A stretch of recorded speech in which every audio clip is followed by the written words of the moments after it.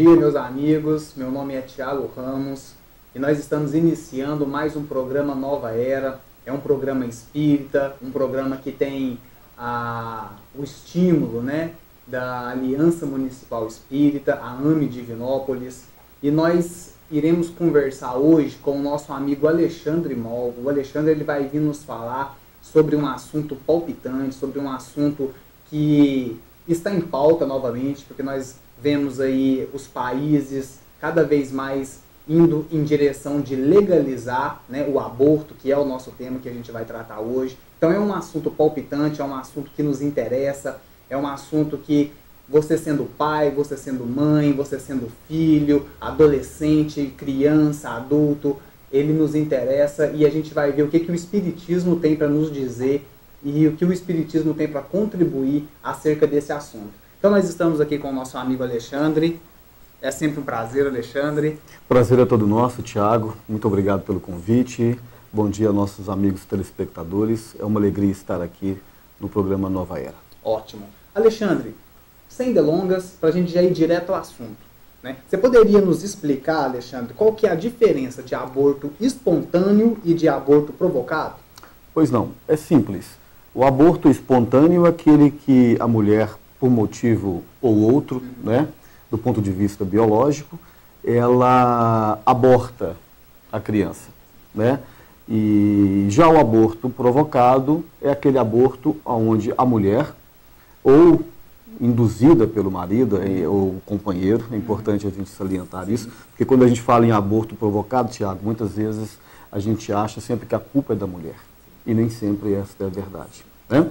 Então, o aborto provocado é aquele em que a pessoa provoca artificialmente o aborto, sim, através de estímulos, sejam ele através de medicamentos, sim, ou através mesmo de alguma inserção jurídica, né, alguma coisa nesse sentido.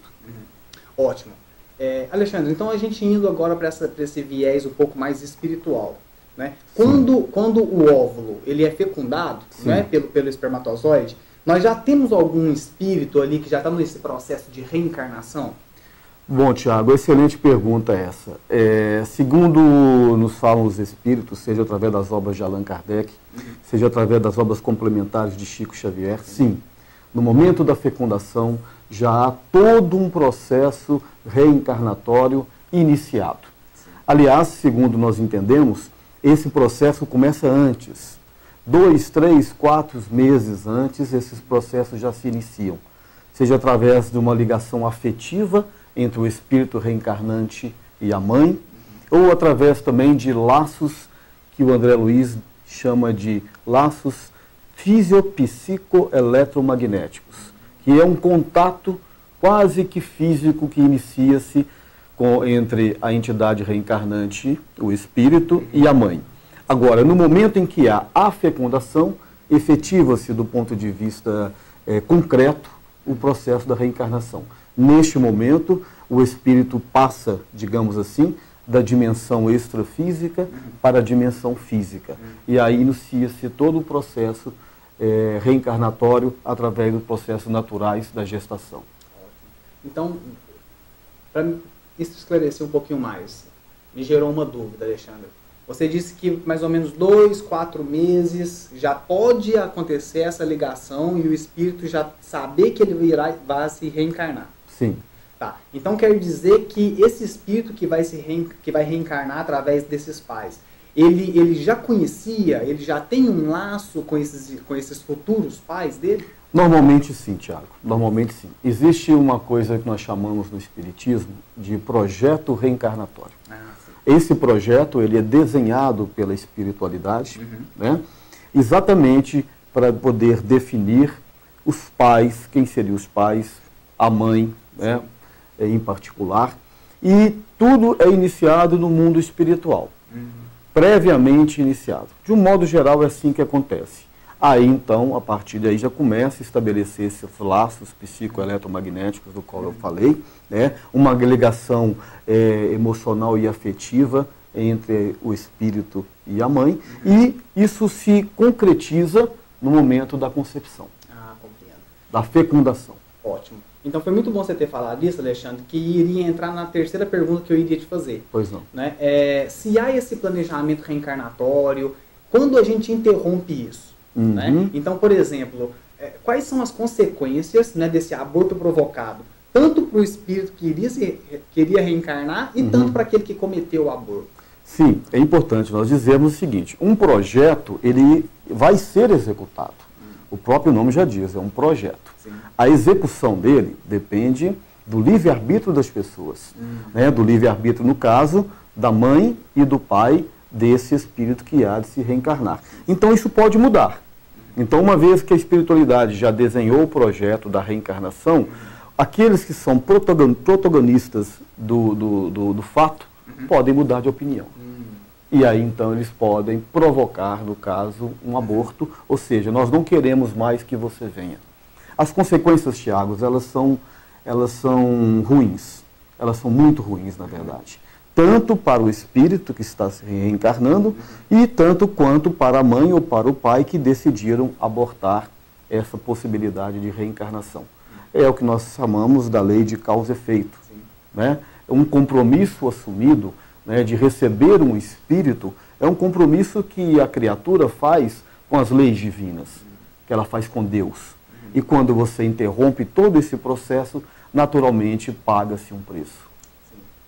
E mesmo já tendo esse planejamento, mesmo assim, é como se Deus respeitasse esse livre-arbítrio do sujeito? Sim, Deus respeita sempre o nosso livre-arbítrio. É importante nós dizermos isso, né? As leis divinas, elas agem em todo o universo. Né? Deus é um Pai amoroso, misericordioso, mas Ele não passa a mãozinha nas nossas cabeças, não.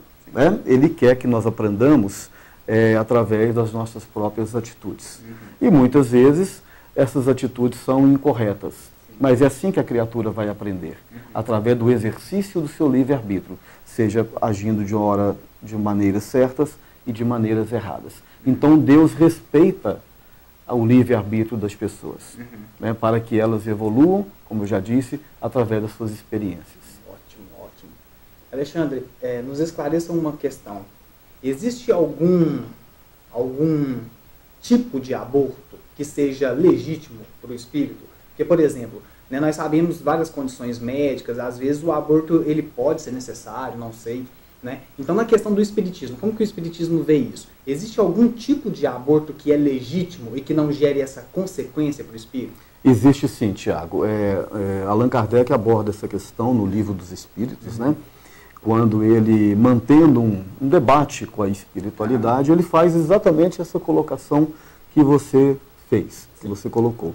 E eles dizem que, no caso entre a saúde da mãe e a saúde do bebê, deva-se optar pela saúde da mãe. Por quê? Porque já é um espírito que está encarnado, né, com as suas faculdades plenas, com a sua vida plena, e a criança, ela ainda está dentro de um processo que você não sabe se ele vai continuar.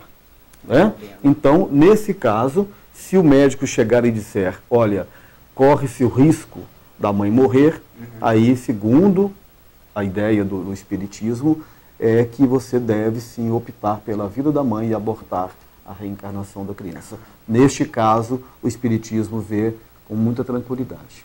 Ótimo. Então, por exemplo, em casos, nós tivemos um debate muito grande atualmente, que é a questão da microcefalia. Sim, sim. Né? Nós temos aí o caso da anencefalia, que, por exemplo, no Brasil, juridicamente, se for detectado durante a gravidez que a criança é anencéfala, a mãe tem esse direito de abortar. Né? Então, ou seja, é legítimo do ponto de vista legal, né? Do ponto de vista legal das nossas leis. Sim. Então, e mesmo nesse caso, Alexandre, que quando a gente fala anencefalia, a gente tem que diferenciar, porque esse termo anencefalia ele é muitas vezes utilizado de forma errônea. Porque a gente fala que um bebê é anencéfalo, mas às vezes ele só tem uma microcefalia. Né? E ele nasce, ele consegue viver alguns dias, ou meses, ou até anos. Mas se ele tivesse realmente a anencefalia total, que é a ausência do encéfalo, ele é inviabilizado para a vida. Né? Então ele não teria vida, ele seria um natimorto, vamos dizer assim, ele nasceria morto. Né? Mas no caso então da microcefalia, Alexandre, se for detectado durante a gravidez, né? como você disse, é legítimo apenas no caso que leva risco para a mãe. Sim. E nesse caso da microcefalia, talvez aquele espírito que estivesse reencarnando, ele teria algum compromisso nessa área? A gente deixa a gravidez acontecer, né? Nós tivemos um caso símbolo, vamos dizer assim, no Brasil recentemente, né? Uma mocinha chamada Vitória de Cristo. Ela viveu até mais ou menos 2 anos e meio, né? Ela tinha uma microcefalia, mas que antes, durante a gravidez, os médicos falaram que era uma anencefalia. E ela viveu até 2 anos e meio. Sim, sim. Né? Então, ou seja, esse espírito tem um aprendizado para ele? Sim, claro, sempre tem, Tiago. Sempre tem um propósito. Numa reencarnação sempre tem um propósito. Seja para a mãe, para o pai, ou seja para a própria criança. Mesmo que ela nasce morta, um nasce morto. Ah, mas o que se aproveita disso? Se aproveita a experiência da mãe. Uma mãe que talvez, hipoteticamente, num passado, ela não sabia receber e abortava crianças. Né? O espírito em questão, existe uma questão no espiritismo, Tiago, que chama-se choque anímico. O que é um choque anímico? Né? Muitas vezes, em determinadas circunstâncias, nós, os espíritos em evolução, cometemos vários erros. Um deles, por exemplo, é o suicídio. E no suicídio, há um prejuízo no nosso corpo espiritual. E esse prejuízo ele é marcado nesse perispírito durante muito tempo. Então, muitas vezes, num processo desse, vem um espírito fazer um choque anímico, ou seja, uma recomposição perispirítica. Então, que ele viva algumas horas, que ele viva 1 ano, que ele viva 2 anos, que seja um anencéfalo, enfim, há um propósito espiritual por trás. É lógico que a doutrina espírita respeita as leis humanas. Se a lei brasileira coloca dessa maneira, nós respeitamos. E se uma mulher assim o desejar, é legítimo. Mas se nós formos chamados ao debate e darmos a nossa opinião como espíritas, nós vamos dar esta opinião, de que deva deixar que a criança venha, que deixar que aquele espírito reencarne porque tem um propósito espiritual que nós não sabemos exatamente qual é. Ou seja, em todo esse roteiro kármico, em todo esse desenho kármico das leis divinas, existem coisas que fogem à nossa compreensão, mas que têm um sentido maior. Então é isso que nós pensamos. Ótimo. Muito bem esclarecido, Alexandre.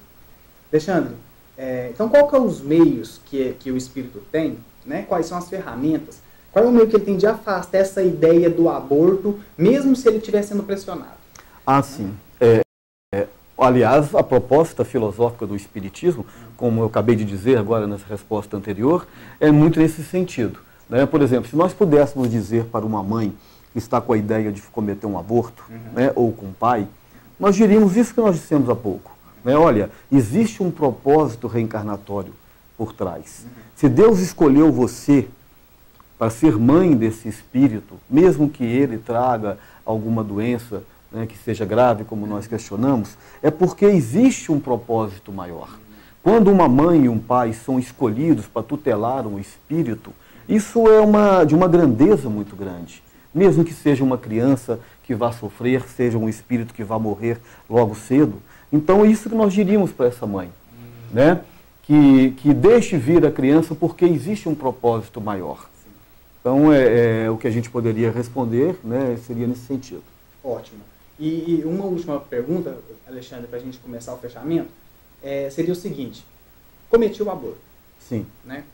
O ato já está feito, às vezes eu era muito adolescente, não sabia o que fazer, ou às vezes por passar pela vergonha, né, de já ter que declarar que já iniciei as atividades sexuais. Às vezes uma mulher, né, nós temos hoje estudos que falam que um perfil de quem aborta, às vezes é uma mulher já casada, né, uma mulher já madura, e mesmo assim comete o aborto. Então, nesse sentido, eu já cometi o aborto, eu como homem, às vezes eu incentivei que a minha namorada, né, ou a minha amante, seja o que for, cometesse o aborto, o ato já foi praticado. O que eu posso fazer, que já cometi o aborto, o que eu posso fazer para tentar diminuir essa culpa? Sim. É importante salientar, Tiago, que a doutrina espírita ela não é condenatória, em momento nenhum. Como a doutrina espírita tem as suas bases éticas e morais fundamentado nos ensinos de Jesus, a gente sempre se recorre a esses ensinos. Né?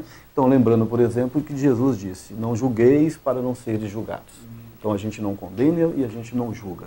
Né? E também lembrando o outro pensamento de Jesus que diz o seguinte: quem tomar do arado não devereis olhar para trás. Ou seja, se você está trabalhando e cometeu um erro para trás, não fica olhando para trás não, porque você vai continuar cometendo erros para frente. Né? Então, uma vez que a criatura chegou à compreensão que cometeu um ato que foi um ato falho, ela pode daí para frente mudar a sua história. Como que ela mudaria? Mudando a sua postura. Né? Ela pode, por exemplo, adotar crianças, ela pode trabalhar, por exemplo, em educandário, seja como voluntário, seja mesmo como um profissional efetivo na área da educação, por exemplo.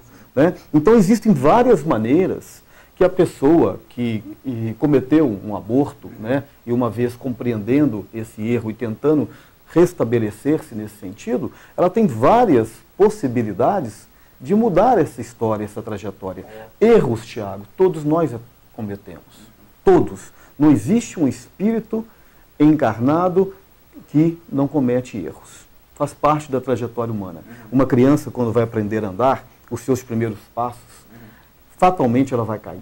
Sim. E fatalmente vai se machucar. Uma criança, quando entra na pré-escola, ela recebe normalmente a sua merendeira, a sua pastinha, o seu caderno, um lápis e uma borracha. Quando ela já passou para o ensino médio, ela talvez não use mais o lápis ou a borracha, ela vai usar uma caneta. Sim. Porque as possibilidades de erros vão diminuindo à medida que ela avança nos estudos. Assim também somos nós. À medida que avançamos na nossa trajetória de evolução, nós vamos diminuindo as nossas repetições de erros. Então, o erro ainda faz parte do nosso processo evolutivo. Mas uma vez compreendendo que nós não devemos repeti-los, né, nós devemos seguir a nossa trilha pautado nos fundamentos que Jesus nos orientou através da sua filosofia. Nossa, ótimo, Alexandre, ótimo. Você me fez lembrar de uma frase do Chico, que ele dizia o seguinte, né, é aquela frase clássica, né, que nós conhecemos muito bem no meio espírita, que ele fala que a gente evolui de duas formas, né? Sempre pela desidratação. Mas como que você quer desidratar? Chorando ou você quer desidratar suando, né, no trabalho? Exato. Então seria mais ou menos isso? Eu iria pedir para você complementar. Seria mais ou menos nesse sentido de tentar reparar pelo trabalho? Porque, por exemplo, nós temos um trabalho, né, tivemos um trabalho muito grande, principalmente do Chico Xavier. Hoje nós temos alguns outros espíritas, médiuns, que também seguem esse trabalho, que é de enviar cartas das mães, né, Alexandre? Na verdade, os filhos, que às vezes desencarnam e as mães ficam desesperadas, vão até esses médiuns e eles mandam as cartas. E invariavelmente, Alexandre, esses filhos falam para as mães, né? Vai para um educandário, como você disse, né? Vai para algum local onde tenha crianças, para que você possa encontrar nelas uma maneira de reparar, não reparar, mas de não sentir tanto a minha falta. Então seria mais ou menos nesse sentido? Sim, exatamente. É muito comum, Tiago, as pessoas que abortaram receber de volta esses espíritos, inclusive indiretamente. Ótimo. Inclusive, às vezes como netos, né? Às vezes como filho de um vizinho que se afeiçoa. Então existem vários arranjos da espiritualidade que a gente desconhece. Né? Então a lei de Deus, a lei divina, ela não é uma lei punitiva, né? É uma lei reparadora. Só que no momento, em alguns dados momentos, nós enxergamos da pior maneira possível. Mas ela é sempre reparadora, ela é sempre para o bem, é sempre na base da educação dos espíritos. Né? E muitas vezes, como eu disse, infelizmente, nós cometemos e repetimos esses erros. Mas sempre teremos infinitas oportunidades de repararmos. Por isso que nós cremos na reencarnação. Ótimo. Alexandre, muito obrigado. Olha, foi um grande prazer, Tiago, né? Mais uma vez, eu quero agradecer a você e ao nosso amigo telespectador, né? Pela oportunidade de levarmos juntos, né, a filosofia espírita até os nossos lares. Ótimo. Alexandre, nós agradecemos, as portas estarão sempre abertas. Eu acho que se o telespectador tiver aprendido como eu aprendi aqui hoje, né, foi de grande valia, Eu espero que tenha chegado até o seu lar com essa visão que o Alexandre veio nos passar, de uma visão que Deus quer nos educar, né? Deus não nos quer punir. Exato, né, não, Deus não é punitivo, Deus absolutamente. Não é punitivo. Isso, quando o Espírito acho que entende isso, né? A caminhada fica um pouco mais leve. Sem dúvida. Meus amigos, espero que vocês tenham gostado, assim como eu gostei desse nosso programa. Realmente foi um programa cheio de instruções que a gente pode levar para a nossa vida inteira aí, que a gente vai ter um pouco mais de paz, né? Um pouco mais de felicidade na nossa caminhada. Nós agradecemos a presença de vocês, né? Passe para alguns amigos, sugira que veja também esse programa, que está aí invadindo a sua casa todos os sábados pela manhã e está trazendo um pouquinho dessa visão que o Espiritismo acha sobre esses temas palpitantes que nós estamos vivendo na nossa sociedade. Esse foi o programa Nova Era, nós agradecemos e até o próximo sábado, se Deus quiser.